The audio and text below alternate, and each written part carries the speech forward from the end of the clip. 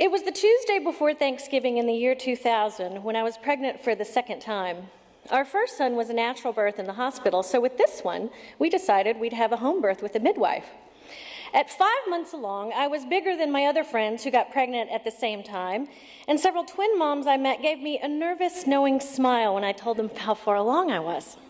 But what finally sent me over the edge to schedule the ultrasound was that I had a dream that I was having a 3-headed baby. As they put the wand on my belly, my husband and I saw 3 distinct round heads floating on the screen. I said, "Don't tell me that's 3, don't tell me that's 3. The tech said, "There's a lot of babies in there." Give me a minute.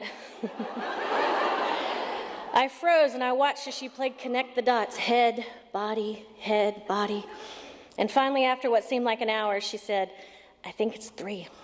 At that point, I felt like I was falling into a black hole, and I started screaming, "No, we're going to be poor. I'm going to have to drive a bus. They're not going to be able to breastfeed." My husband held me tight on the table, and I was hysterical. The tech was almost giddy, since I'm sure it's not every day that triplets show up on her table. We were stunned, shocked, and a bit crazy for those next few weeks. Multiples do not run in my family. In fact, I only have 1 ovary.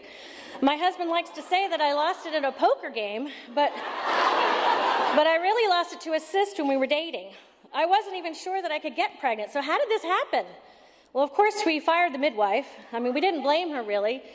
She always found a heartbeat. Why would you go looking for more? And as many people would ask, "Were you taking drugs?" To which I always say, "I wasn't then, but I am now."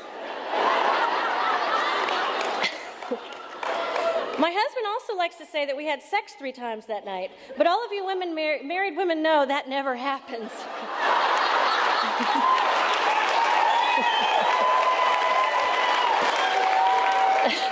In fact, it was a nooner with the 2-year-old in front of the Elmo video.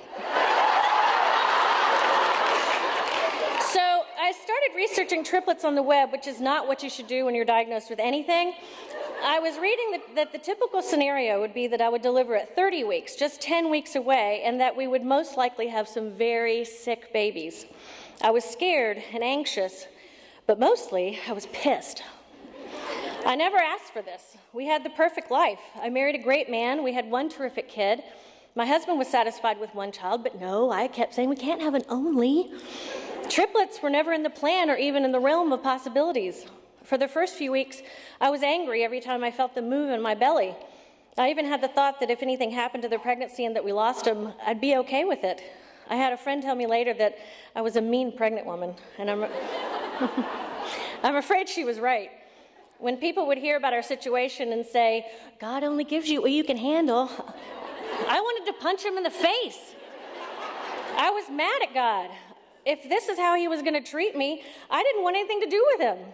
But that didn't stop me from praying every day, sometimes every minute. One book I read told me that the key to having big, healthy triplets was to eat 4,000 calories a day. This might sound like the best news ever, but the cruel joke was that my stomach was now up to my chest, and after 1 bite, I was full. It was torture. I got so big that I couldn't touch my belly button. That's big. It was painful and exhausting, moving in any direction. I would knock my belly into walls and doorways and knock things off tables, since it was like having a bag of bowling balls attached to me. So I went kicking and screaming, pissed off and pissing everyone else off, until nearly 37 weeks when we scheduled the C-section.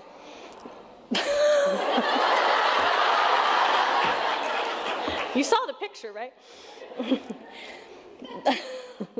My dream of a peaceful home birth with just a handful of people turned into an OR full of 24 people and a camera crew. The operation happened fast. After the first baby was born, I was the clown car at the circus. They just kept pulling out babies. 2 identical boys and a girl, each of them nearly 6 pounds.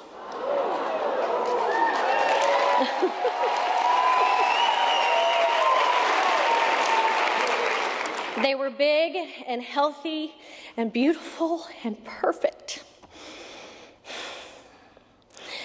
After I got all stitched up and got back to our room, they put all 3 babies in my arms, and my 3-year-old crawled up into my crowded lap. Our family had doubled in size in the matter of 6 minutes, and I had the panic thought, how the hell are we going to do this? I was terrified and I never wanted to leave the hospital. Luckily, we had a whole crew of volunteers who did anything and everything we needed. We had people coming to our door every day, several times a day for several months. We even had a volunteer for night feedings twice a week for the first month. We had 2 volunteers that came every week for 3 years. We just left the front door open for the steady stream of people coming and going.